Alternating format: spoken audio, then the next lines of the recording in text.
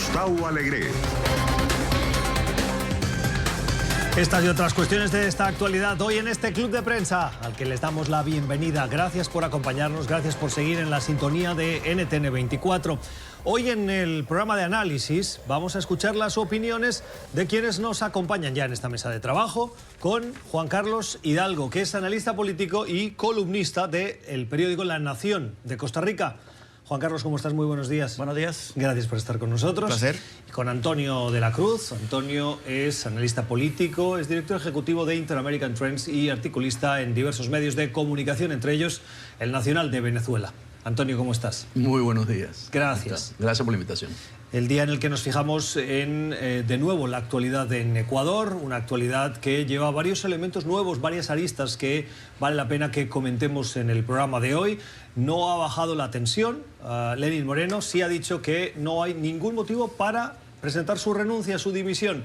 Va a continuar al frente del Ejecutivo y su vicepresidente en las últimas horas ha denunciado que entre los manifestantes violentos los hay, uno, extranjeros y dos, que reciben algún tipo de subvención de entre 40 y 50 dólares para crear esos disturbios, lo cual ha llevado al Ejecutivo a advertir que no hay espacio para los extranjeros que vengan a alterar la paz de un país como Ecuador y que los van a deportar y van a acelerar, siguiendo los procesos legales, la presencia de esos individuos en Ecuador. Además, acusaciones a Rafael Correa, expresidente, y referencias también a Nicolás Maduro como instigadores de esas protestas. Juan Carlos. No me queda duda de que Rafael Correa esté jugando un papel en esta situación de desestabilización de Ecuador. Claramente el retiro de subsidios a los combustibles es un tema muy delicado en cualquier parte del mundo. Vimos que en Francia al presidente Macron le estalló una rebelión con los chalecos amarillos cuando no retiró subsidios, pero aumentó los impuestos sobre el diésel. En otros países, recientemente lo hemos visto en Brasil, hubo una gran protesta de camioneros en el gobierno de Michel Temer. Así que, y en México también hubo grandes protestas cuando ocurrió el llamado gasolinazo. Retirar estos subsidios es una cuestión políticamente tóxica, pero muy necesaria, que tenía que hacer sí o sí el presidente Moreno ante la grave situación fiscal que heredó Rafael Correa y el hecho de que estos subsidios representasen 1.400 millones de dólares y que beneficiaban principalmente a las clases medias y a los sectores más pudientes de la sociedad. Aquí el gran peligro, por supuesto, es de que Ecuador vuelva al pasado. Recordemos que Ecuador era un país altamente volátil. Antes de que Rafael Correa llegara al poder, era muy fácil de que este tipo de protestas tumbaran presidentes. Yo creo que Ecuador tuvo como 5 presidentes entre el 2000 y el 2006.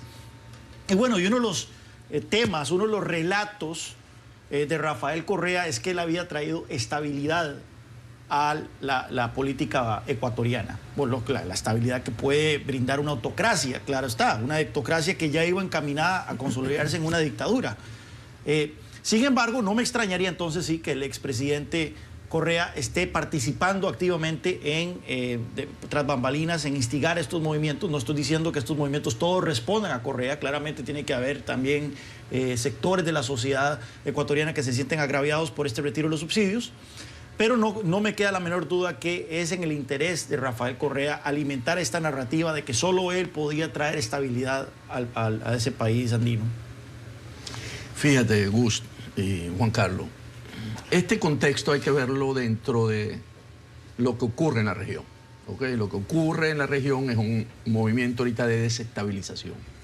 O sea, lo podemos ver en Ecuador con mucha claridad, ¿verdad? Lo podemos ver también en la misma Perú, en otras razones, pero hay una desestabilización dentro de la región, dentro de los factores precisamente importantes que tienen un proceso democrático. Entonces aquí, básicamente, yo sí creo, y la información que manejo, que recibo, es que quienes están detrás, básicamente, son las fuerzas de Correa y de Venezuela, alineados hasta con la misma Cuba. Buscan desestabilizar un poco, porque a Correa le viene el juicio y hay firmeza, ya sentencia firme, y eso le quita la posibilidad de ser electo en cualquier posible elección. Entonces, lo que básicamente es un caos para generar un caos político y, por lo tanto, llamar unas elecciones presidenciales adelantadas que él puede concursar y tendría mucho chance de ganar. Entonces, veríamos entonces que podría volver Ecuador a un régimen bajo Correa. Y esta crisis es producto, como lo dice Juan Carlos, del déficit fiscal que deja Correa, porque el Ecuador hay que tomar en cuenta que su moneda es el dólar. Él no puede imprimir billetes para financiar el déficit fiscal. Él está amarrado. Entonces, la única medida que tiene para ajustar el déficit es rebanándose el mismo. Y la manera de hacerlo, la más típica al venir al Fondo Monetario, que le está ofreciendo un paquete de auxilio, son a través de eliminar los 1.400 millones que se le van en combustible. Entonces, la información que manejo es que, fíjate, te puedo dar datos. El 74% de las poblaciones, en virtud de la tendencia de los hashtags, porque todo esto se maneja a través de redes sociales, provienen desde Venezuela. El 82% de publicaciones llamando a la violencia están generadas desde Cuba. ¿Ok? Y quien maneja esto es el ex jefe de seguridad de Rafael Correa, que se llama Marco Montenegro. Pero esto no es darle mucha importancia a Cuba y mucha capacidad al entorno de Correa cuando ni Correa está ya en Ecuador y lleva meses fuera, y Cuba está en una situación de crisis económica bastante limitada. Lo que pasa es que ellos tienen o sea, yo coincido en que la acción del aumento del combustible genera siempre tensión social porque se beneficia, o sea, aumenta el costo de vida, ¿verdad? Y tú ahí realmente tienes que acompañarlo con un paquete social pero eso es gasto social, y entonces no puede acompañarlo con un paquete para poder amortiguar, porque generalmente lo que se hace es se aumenta el combustible y tú das un subsidio, pero en Ecuador en este momento no es factible. Entonces, ¿qué ocurre? Dale la importancia a Correa porque es que Correa necesita, o sea, si tú lo ves en la perspectiva del Grupo de Río del Foro de Sao Paulo, y necesitan volver, hay una vuelta hacia... Volver al futuro. Otra vez. Entonces, pues, si tú ves ya Argentina, a la vuelta de 2 semanas está en las manos de Cristina Fernández y de Alberto Fernández. Sí. Entonces, tú ves un resurgimiento y Correa había pasado por Caracas, recuerden, y había sucedido un mes antes el Foro Sao Paulo en Caracas. Entonces, sí hay unas raíces y esto está determinado por los centros de inteligencia ecuatorianos, esta información que yo acabo de leer. Yo fui a Ecuador hace un año y hace un año incluso tuve una reunión con una persona que trabajaba en el Poder Ejecutivo en Ecuador, que trabajaba en el Ministerio de Finanzas, y me dio a entender que el tema de los recortes era inevitable, pero que el presidente Lenin no tenía la voluntad o el apetito para tocar el tema de los subsidios de la gasolina, porque sabía que era un tema explosivo, pero al final de cuentas tuvo que hacerlo. Debió haberlo hecho cuando tenía un alto nivel de popularidad. Recordemos que en un momento Lenín Moreno era uno de los presidentes más populares de América Latina. Ahorita tiene de 10 ecuatorianos, nada más lo apoya uno, tiene un rechazo. Imagínense, entonces esperó al peor momento de su contexto político para hacer estos ajustes que ya se sabía desde hace rato que se tenían que hacer. Hay un libro que se publicó en los 80, Sebastián Edwards y Roger, no me acuerdo cómo se llama el apellido del segundo economista, que se llama La macroeconomía del populismo, que es este ciclo que básicamente explica Antonio, que es un ciclo que no es nuevo, es un ciclo que América Latina viene arrastrando por muchos años. Hay gobiernos dispendiosos, gobiernos gastones, populistas, que incurren en todo tipo de expansiones fiscales y demás, que heredan a sus sucesores. Muchas veces estos sucesores antes llegaban mediante golpes de Estado, ¿verdad? O sea, era tal la situación económica que... Por la inflación. Por inflación, hiperinflación. No es exclusivo de América Latina. En Estados Unidos lo hemos visto con Bush, con no, pero aquí estamos hablando, Bush hijo. Aquí estamos hablando en esteroides, o sea, estamos hablando de hiperinflaciones. No en la estimulación del Estado para que genere trabajo y genere movimiento de la economía. Esto es subsidio. Luego el punto es que luego vienen los gobiernos que tratan de enderezar la situación económica, pero tienen que incurrir en medidas que son altamente impopulares, lo cual entonces siembra las bases para que los populistas vuelvan al poder luego y vuelvan a incurrir en esto, y así se sigue repitiendo el ciclo del cual América Latina Y son lo que se llaman las décadas perdidas en América. Entonces nosotros perdemos las décadas de aumento de los commodities, ¿verdad? Y porque hacemos este tipo de política económica. Entonces, cuando volvemos otra vez, entonces los precios abajo nos estrangulan y otra década perdida. Si es tan clara la situación fiscal y si es tan clara la necesidad de acabar con esos recortes, ¿quién falla en comunicárselo a la población? ¿Los gobiernos? Sí. Sí, ahí hay un error siempre político de los gobiernos. Porque la población siempre va a decir, oiga, ¿a mí qué me explica? Yo quiero que mi gasolina siga siendo barata. Mira, yo lo veo con el tema de las pensiones, por ejemplo. El tema de las pensiones es un tema que en todo mundo, ahí sí es cierto que no es un problema de América Latina, lo mismo ocurre en Europa, lo mismo ocurre en Estados Unidos. La gente cree que el dinero que va a recibir de sus pensiones cae del cielo, eventualmente. O sea, lo pagan los que vienen de atrás. O los que pagan los que vienen de atrás. Sí. Que en épocas en que la población alrededor del mundo está envejeciendo y la cantidad de trabajadores como proporción de los retirados va en disminución, entonces eso cada vez más imposible. Pero la gente cree que si ahorra o no ahorra para su pensión, llegado a los 65 años, tiene derecho a un ingreso que le garantice una vejez digna. Pues no es el caso. Usted tiene que ahorrar durante su vida laboral, y si usted durante su vida laboral, que son 40 años, solo ahorró 15 años, pues no puede esperar una pensión dorada. Y esto es un tema que me llama la atención, lo mucho que cuesta explicarle a la gente esto. Lo vemos en Brasil, por ejemplo, con toda la discusión de las pensiones, donde yo creo que finalmente la opinión pública en Brasil ha caído en cuenta que era necesario hacer esfuerzos para reformar ese sistema de pensiones, porque no era sensato tener gente pensionada a los 50 años, ¿verdad? Y disfrutando de una pensión por 30 años. Pero en el caso de estos países como Argentina, Ecuador, pues sí, ha habido un fracaso monumental por parte de los gobiernos que han heredado este desastre económico, de explicar la magnitud del problema y de explicar por qué se requieren estos cambios. Y tomar las medidas oportunamente, como tú lo dijiste, cuando hay porque a Macri le pasó. Macri pudo haber tomado una medida, pero se retrasó demasiado. Lenin lo pudo haber hecho el año pasado. Okay, ahora bien, con popularidad. Son contextos que hay que tomar en cuenta, porque yo podría entender que un Lenín Moreno me dice, mira, si yo hago eso me tumban. O sea, en Costa Rica ese tipo de discusión no existiría. Sí. En Costa Rica el presidente no diría, si yo hago estas medidas impopulares me tumban, porque no existe eso en Costa Rica, de que un presidente sea tumbado por la calle. De hecho, pasó el paquete fiscal en Costa Rica. Sí, de hecho pasó el paquete fiscal y se han hecho otras cosas. Pero en Ecuador sí existe ese presidente. En Argentina sí existe el presidente. Venezuela también, con el Caracazo. De que ningún presidente peronista no termina su mandato. Entonces, son cosas que probablemente sí están en la mente y que nosotros, aquí desde una mesa en Washington, encontramos fácil decir que hay que hacer esas reformas, que por qué no lo explican bien, pero que sentado ahí en esas posiciones, tal vez sí se ve más En difícil. el Ecuador hay un elemento adicional, que es que en la primera, si nosotros vemos en esa lucha por el aumento de la gasolina, Lenín Moreno logra a la población no indígena, de alguna manera, llega a una... Él dice, no voy a negociar, pero llega como un acuerdo ahí, pero incorporan a los indígenas, porque esa sí es una base, ¿verdad?, de lucha, que es hasta el final. Entonces, por eso Lenín Moreno se mueve a Guayaquil para evitar la confrontación. Entonces, y ahí ellos dicen, los indígenas, que es una lucha pacífica, pero ha habido violencia en la capital, en Quito.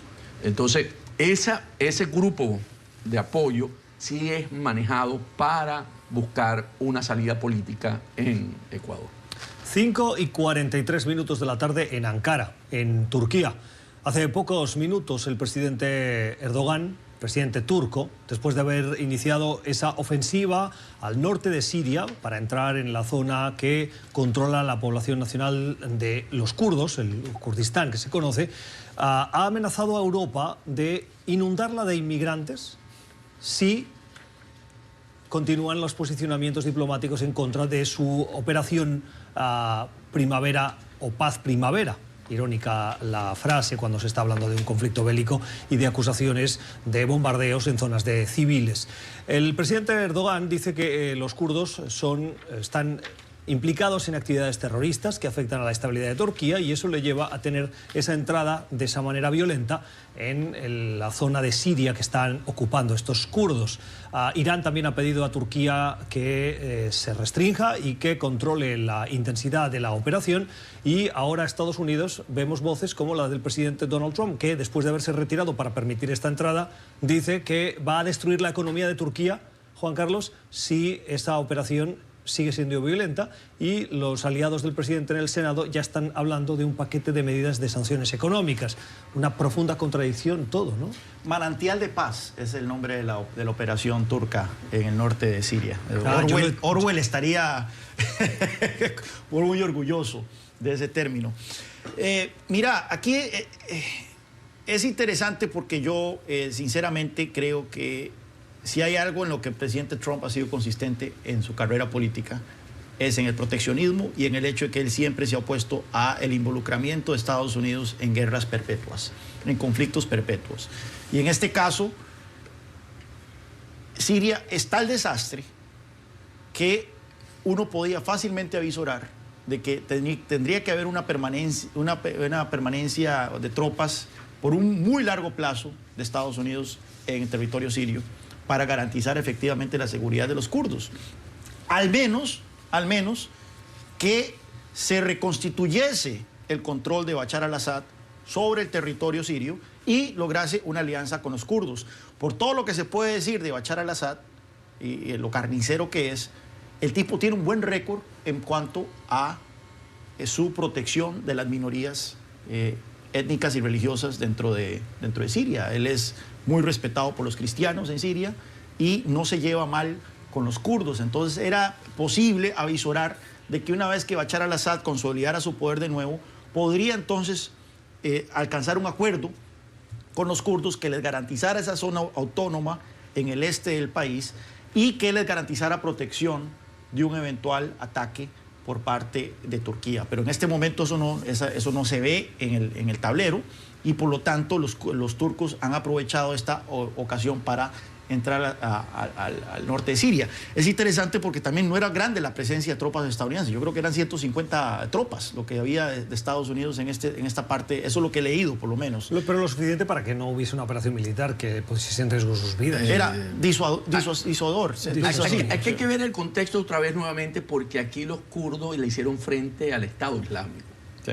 Y es lo que termina en el norte de Siria de enfrentar y limpiar. Son los que ponen la sangre de los hombres y la carne, porque como dices tú, los Estados Unidos ha aprendido de las guerras que ellos no quieren seguir poniendo los boots on the ground, como le dicen, para que sean sacrificados por una causa que es muy distante a ellos. Creo que llegó a estar un pico de 1000 asesores, pero sí tenían el apoyo de la aviación, de la Fuerza Aérea. Entonces, por eso Turquía había tenido respeto a no atacar porque estaba enfrentando a Estados Unidos. Entonces, los kurdos primero enfrentan al Estado Islámico, lo sacan de ahí. Como tú señalas, Juan Carlos, Bashar al-Assad le gusta porque le mantiene el norte fuera de la amenaza del ISIS, que es lo que puede ocurrir ahorita nuevamente, porque ellos al tener que salir de esa zona norte y protegerse en las montañas ante los ataques de Turquía, van a volver a entrar el ISIS nuevamente en territorio sirio. Y ese es lo que hoy aquí en el Senado están discutiendo. Le dicen granja, dicen no entienden, porque además muestra Estados Unidos que no es... hacer alianza cuesta mucho. Entonces no es un aliado confiable en ese momento cuando le abre la puerta a Erdogan para poder bombardear el Kurdistán. Ahí tenemos dos procesos, porque es ese territorio del sur de Turquía y el norte de Siria es una misma zona, el Kurdistán, pero que están en posiciones distintas. Y el Kurdistán, el Partido de los Trabajadores del Kurdistán, le hace lo enfrenta a Erdogan en Turquía. Entonces, claro, el temor de ellos es que hay vasos comunicantes y que esta guerrilla se le fortalezca y por eso necesita limpiar. Pero esto es un problema. La palabra limpiar me da un miedo, un respeto. Pero eso es lo que él quiere. Eso es lo que él quiere. Básicamente, él quiere limpiarlos. Él no quiere tener los kurdos ahí en esa zona porque les pueden ir ocupando. Y recordemos que perdió electoralmente muy recientemente la capital, Ankara.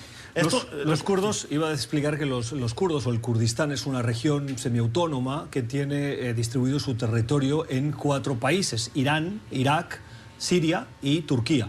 Y Turquía lo reclama como parte de su territorio nacional y los kurdos lo que aspiran es a una independencia de esa parte. Y dice Erdogan que eso pondría en juego su soberanía, su seguridad cualquier nacional. cosa que huela a un Estado kurdo es anatema para Turquía, porque un 25% del territorio turco Está ocupado por el no ocupado, sino que son poblaciones kurdas. Tengo que ir a la pausa. Os pregunto, ¿esto puede acabar, como en capítulos pasados en esa región tan inestable del Oriente Medio, en un conflicto multinacional? Quiero decir, Irán ya ha avisado, Irán tiene parte del territorio del Kurdistán en su territorio nacional, ya ha avisado que esa ofensiva tiene que detenerse. Israel ha hecho declaraciones esta mañana alertando de una posible limpieza étnica.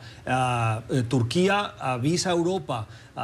Claro, Bashar al-Assad se lo mira todo como...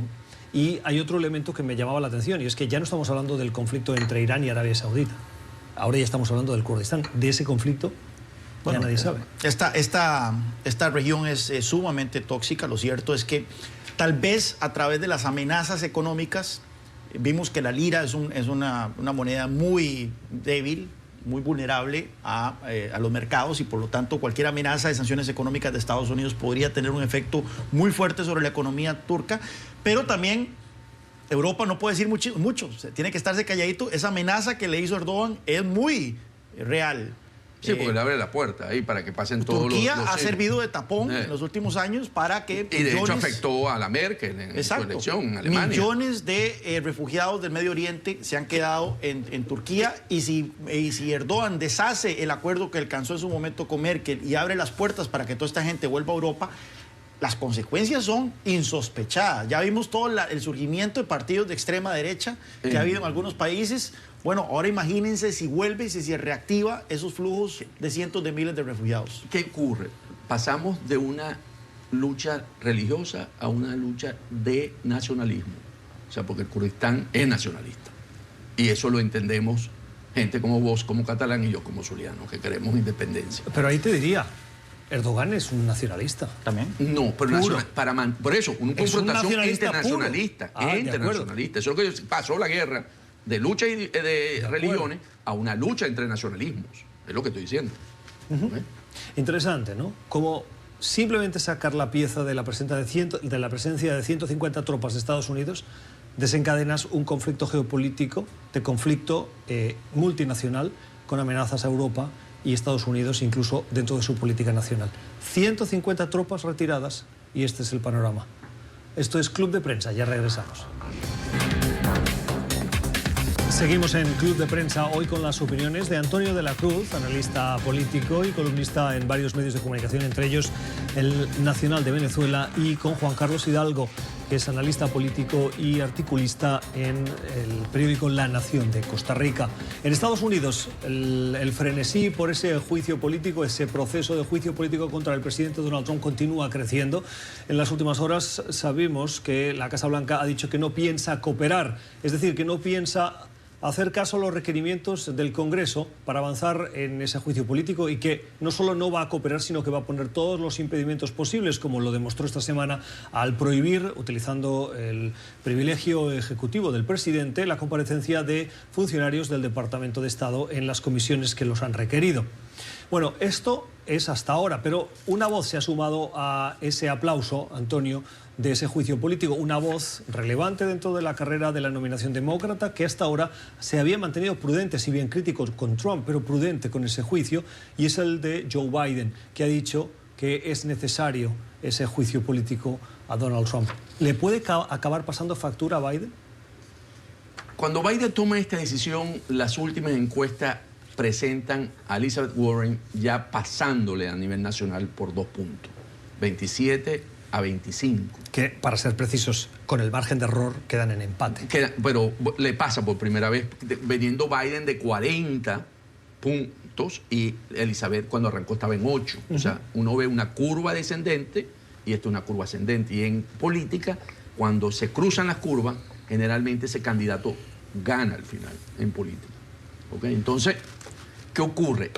Ante el ataque que hace Donald Trump a la familia Biden, al hijo, pero concretamente a Hunter, ¿verdad? Él esperó una semana para pronunciarse porque no quería afectar a su familia, porque sabe que Trump iba a responder. La senadora Warren hizo eso mismo que Trump debía hacer, impeach, desde hace 5 meses. O sea, la respuesta de Biden ha venido como con retardo. Entonces, el efecto, si bien es cierto, ha repuntado un punto, una encuesta que vi ayer, o sea, un puntico se ganó en una semana, sí le ha dado beneficio, rédito, él está tratando de sacarle a eso provecho, pero no sé si le dará. Tenemos un debate la próxima semana. Y hoy hay un town hall, una reunión con votantes. Y eso tiene efecto. Vamos a ver cómo se vuelve a desempeñar ahí el vicepresidente Biden, porque realmente no la tiene en este momento tan fácil para ganar la nominación. Y además la retirada, en ese caso la retirada o la afectación de la salud física de Bernie Sanders favorece a Elizabeth Warren. Claro. Ya con esto todos los candidatos demócratas han dicho que están a favor del impeachment, del juicio político, pero nuevamente no depende de ellos si Donald Trump es removido de su cargo o no. Lo interesante es que hoy salió, o anoche salió una encuesta en Fox News, el canal conservador. Un 51%, 51 ya hay de los estadounidenses dicen estar a favor de que se le haga un juicio político al presidente y que sea removido de su cargo. Claro, porque es distinto. 9 puntos. Ojo, es que la distinción que haces me parece muy precisa. Sí. ¿Usted está a favor de ese juicio político? Es una cosa. Usted está a favor de que quiten al presidente, es otra. La consecuencia del juicio político puede ser sacar al presidente, pero el juicio político puede dar los argumentos para tomar la decisión. Y alguien que sea seguidor del presidente Trump puede decir, sí, gané el juicio porque yo quiero saber más. Y allí tomaré mi decisión. Sí, pero ya es removido también la pregunta. Claro. Y es más de la mitad ya pasó. Es más de la mitad. La pregunta es, ¿debe el presidente Trump someterse a ese juicio político y ser sacado o removido de la presidencia? Y es Fox. Por eso, en el momento en que los estadounidenses se vuelquen decididamente contra el presidente Trump, ahí veremos a los republicanos saltar del barco como ratas. Hasta el momento... Oiga, ¿ratas? Bueno, como gatos o perros, o cualquier animal que haya en un barco. Que luego me dice que le conejo la expresión dice, Esa es la expresión coloquial. Esa es la expresión coloquial, pero digamos jirafas. Es que algún televidente conservador pro-Trump me puede decir, oiga, tiene opiniones ahí. Pero es que eso yo creo que eso depende. De eso depende si Donald Trump es removido o no. El Senado está controlado por los republicanos. Y ellos temen que su carrera política depende de su lealtad al presidente. Si ellos atacan al presidente... En las midterm, dices tú. Bueno, pues en el 20 primarias. El presidente les buscará que tengan retos en sus primarias respectivas y eso probablemente significa el fin de su carrera. Como se lo hizo a Mitt Romney. Mitt Romney, que se pronunció el fin de semana. Y ya pidió su impeachment. Un impeachment a Mitt Romney, por la base. Pero la prueba de que el presidente puede estar nervioso es que, como decía ahora Juan Carlos, en las últimas horas le ha exigido a Mitch McConnell, el líder de la mayoría del Senado, que haya unidad dentro del partido, lo cual es una evidencia de que no la hay. Porque o los silencios o los posicionamientos en contra, el ejemplo de Mitt Romney es uno de ellos, dejan en evidencia que puede haber una facción de republicanos que sí esté a favor de ese proceso. Mírame. Esto lo ve Donald Trump porque este es el canal que él ve Fox. Yo creo que Trump ve más cosas. ¿Cuántos senadores demócratas hay? Son 48. 48. Yo también creo que estoy en 48. Es decir, se requieren 18 senadores republicanos. Para la mayoría, sí. Para que haya 2/3 que remueva al presidente, sin contar de que todos los demócratas apoyen el impeachment, que no está tampoco seguro. Recordemos que hay un senador en Alabama. Y el de Virginia Occidental. Y el de Virginia Occidental, que son de estados muy pro-Trump y que probablemente no quieran llegar a ese extremo. Si ellos dos, entonces ya no estamos hablando de 18, sino estamos hablando de 20. 20. Ese es el número que se está manejando, 20. En este programa mencioné el libro de John F. Kennedy, Profiles in Courage, perfiles de valor, ¿verdad? Que era sobre la historia de senadores que en ciertos momentos de sus carreras enfrentaron una decisión monumental que iba en contra de sus partidos o que iba en contra de lo que sus mismos votantes querían. Y bueno, aquí tenemos entonces una segunda edición de Perfiles de Valor. Ya tenemos 20, sería un libro de 20 capítulos sobre los republicanos que votarían en contra de Donald Trump en caso de un juicio político. Yo sinceramente no lo veo. Cuesta mucho en el Senado que esto pase, pero le va a dejar una secuela que si no lo logra manejar, porque si lo pegamos con el conflicto de las tarifas... Los aranceles. Perdón. Esto le va a traer consecuencias a Trump. Muchas. Mejor dicho, con la economía, sí. O sea, una economía en desaceleración. Y este desprestigio... Y este desprestigio es muy complicado. Para Trump. correr en el 2020. Lo que sí está consiguiendo es desprestigiar al candidato Biden. En las últimas horas la campaña de Joe Biden ha tenido que pedirle a Twitter y a YouTube, no con mucho éxito esa solicitud, pero que él pedía retirar un anuncio en el que ponía en evidencia las acusaciones, no probadas, pero acusaciones contra su hijo, Hunter, por esa investigación o presunto conflicto de intereses cuando su padre era vicepresidente de Estados Unidos. Y la campaña Biden está encendida. Yo no sé si ustedes han visto ese video promocional. Es terrible, terrible, terrible. Hay una cosa, yo sinceramente desconozco total y absolutamente la clase de involucramiento que tenía Hunter Biden en Ucrania, pero hacer negocios en Ucrania ya es un tema que merece... Llama la atención. Llama la atención. Sí. Esto no estamos hablando de hacer negocios en Suiza, estamos hablando de uno de los países más corruptos de Europa. Y por lo tanto, creo que cualquier acusación de que el hijo de un ex vicepresidente que se está lanzando para la presidencia tiene muchísimos años haciendo negocios lucrativos en Ucrania, claramente, sin tener mayor información de si será el señor inocente o no, va a llamar la atención del electorado. Sí, porque Ucrania, después de la caída del muro de Berlín, se convirtió en una tierra fértil para hacer muy buenos negocios en términos de buena paga. Bueno, entiendo que él ganaba $15,000 mensuales. El presidente Trump puede decirlo de primera mano. Su gerente de campaña, Paul Manafort, también pasó muchísimos años haciendo negocios en Ucrania. Hizo muy buena plata ahí también, correcto. La respuesta de Twitter y de YouTube ha sido que eso afecta al derecho fundamental a la libertad de expresión. Sí, bueno, aquí en Estados Unidos eso es, acordaos que hay una primera enmienda que dice que al menos solo en casos muy gravosos no se puede limitar la libertad de expresión.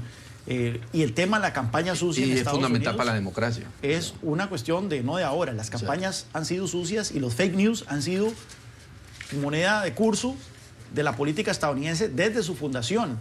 En la campaña entre Thomas Jefferson y John Adams en 1800, John Adams difundió el rumor de que Thomas Jefferson se había muerto. Se había muerto, sí.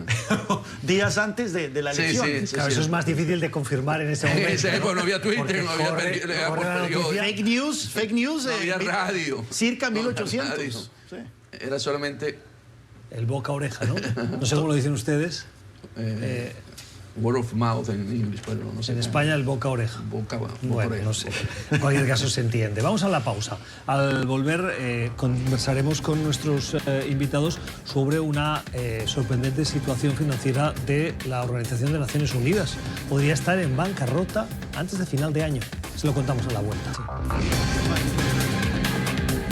Seguimos en esta mesa de trabajo, en este espacio de análisis con las opiniones, a veces irónicas, y ustedes no las oyen porque en la pausa aquí la conversación continúa. Pero bueno, algún día les pasaremos lo que sucede en estas pausas de este club de prensa. En cualquier caso, hoy nos acompaña Juan Carlos Hidalgo, que es columnista de La Nación de Costa Rica, y con Antonio de la Cruz, que es articulista también, columnista en El Nacional de Venezuela, ambos analistas políticos. Un interesante reportaje que ha elaborado Reuters y que viene a confirmar lo que diversos expertos ya estaban diciendo, es que la situación en Brasil en la lucha contra la inseguridad y los crímenes urbanos o callejeros está teniendo un coste en derechos humanos. Ha aumentado el número de muertos a manos de la policía. Decíamos ahora en la pausa, comentando la noticia, que Reuters habla de una media de 5 muertes por día. Y en algunos estados, como en el de Río, el incremento de asesinatos es de un 16% en lo que va de año, Antonio. Voy a leer algo y ustedes van a creer que es de hoy, después les digo de cuándo es. Esto es un informe de Human Rights Watch. La violencia alcanzó un nuevo récord en Brasil, con alrededor de 64.000 asesinatos en 2017. La policía resuelve apenas una porción ínfima de los homicidios. Las ejecuciones extrajudiciales perpetuadas por la policía agudizan la ola de violencia. Esto fue 2017, Human Rights Watch.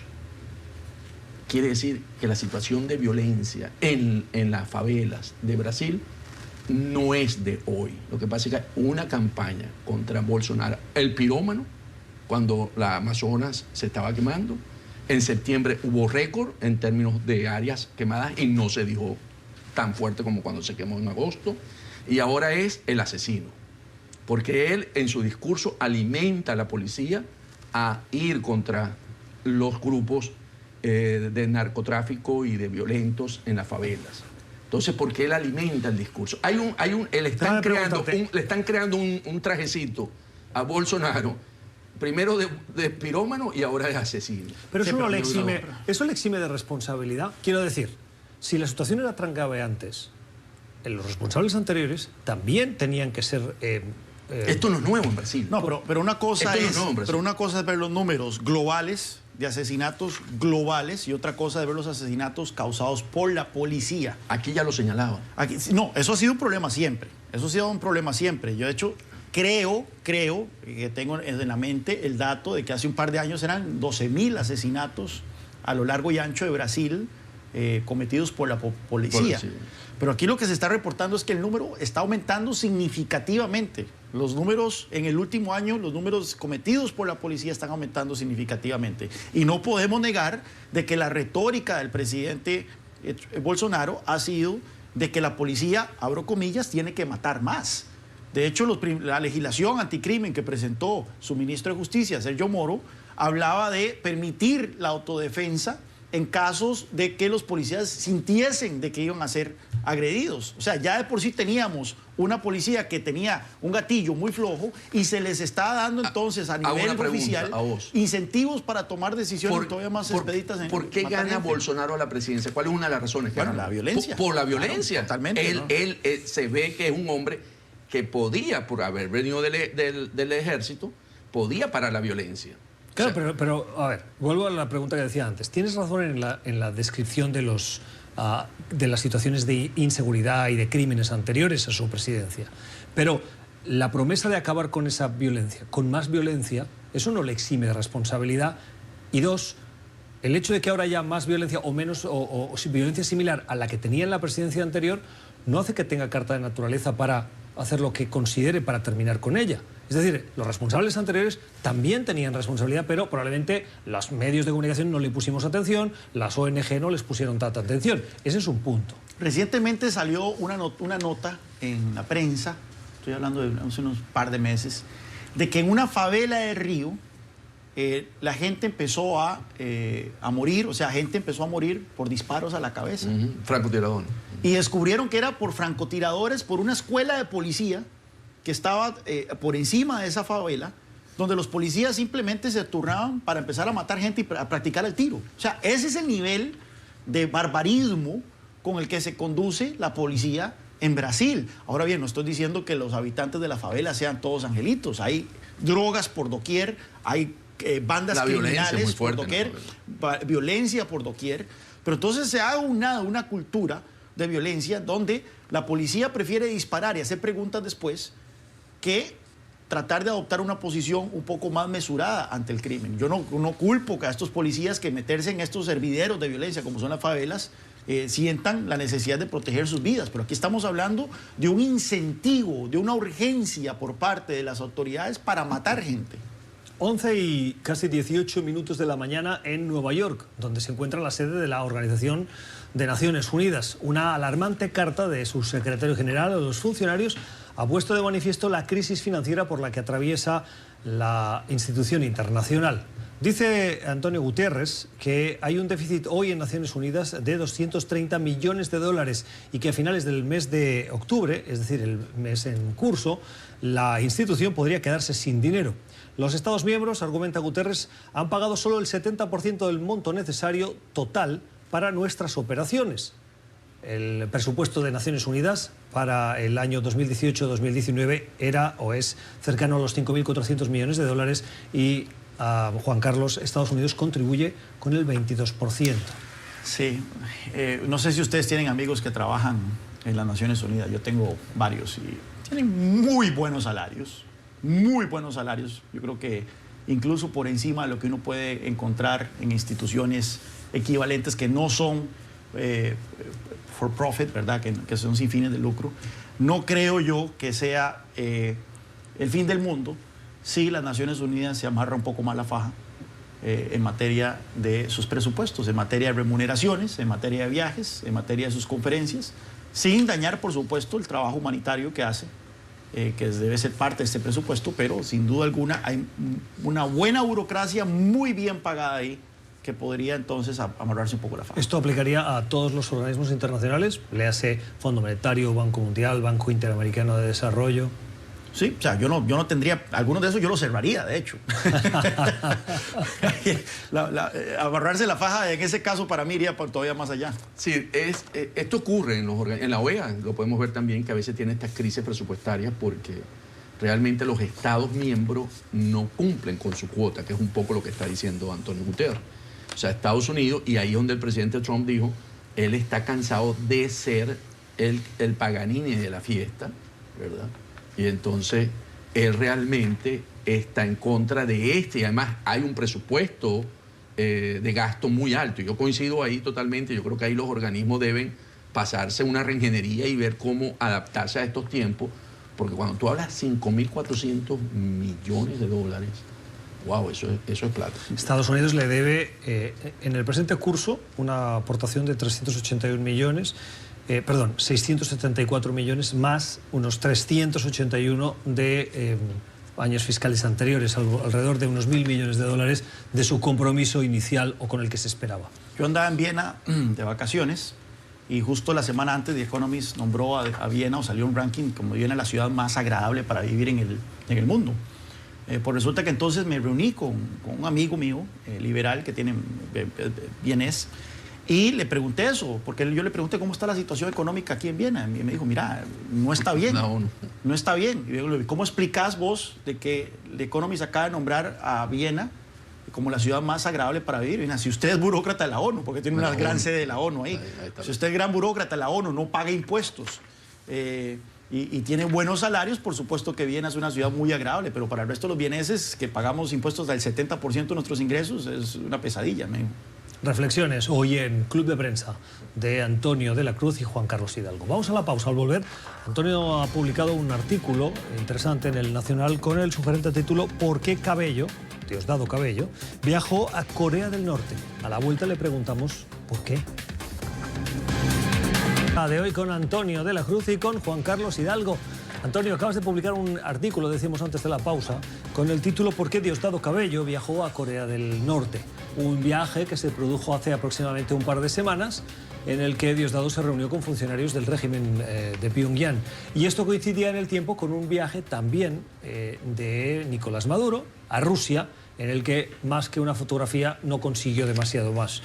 Y coincidió con la visita de la vicepresidenta del régimen de Maduro, Delcy Rodríguez, a la ONU.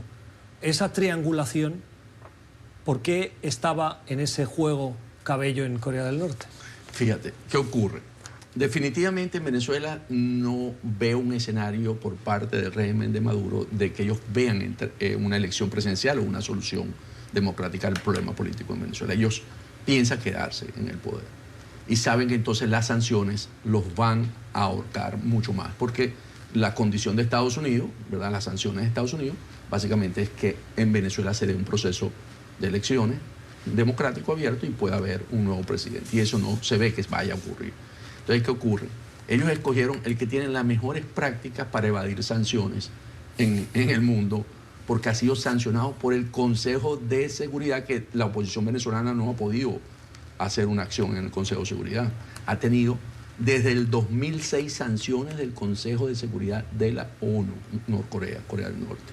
Y aparte, bilaterales de Estados Unidos, Unión Europea, Japón, Corea del Sur, Australia. Y ellos han tenido que sobrevivir esas aguas turbulentas y hoy ellos siguen con su posición del programa nuclear. 56 países han permitido que ellos evadan esas sanciones a nivel mundial. Juan Carlos. No, es interesante porque sí, Irán, Corea del Norte son los países más sancionados allá afuera, son aliados de Venezuela. Y la pregunta es, ante ya segundas sanciones de segundo piso, ¿verdad?, como las que recientemente impuso Estados Unidos, es decir, que terceros partes se verían sancionados y hacen negocios con Venezuela, pues entonces la experiencia norcoreana es muy buena. El asfixio económico va a ser tremendo. Las opiniones hoy en este club de prensa que tenemos que terminar aquí con Antonio de la Cruz y con Juan Carlos Hidalgo. Gracias por la compañía y los puntos de vista, y a ustedes por la generosidad de su tiempo. Volvemos mañana a la misma hora.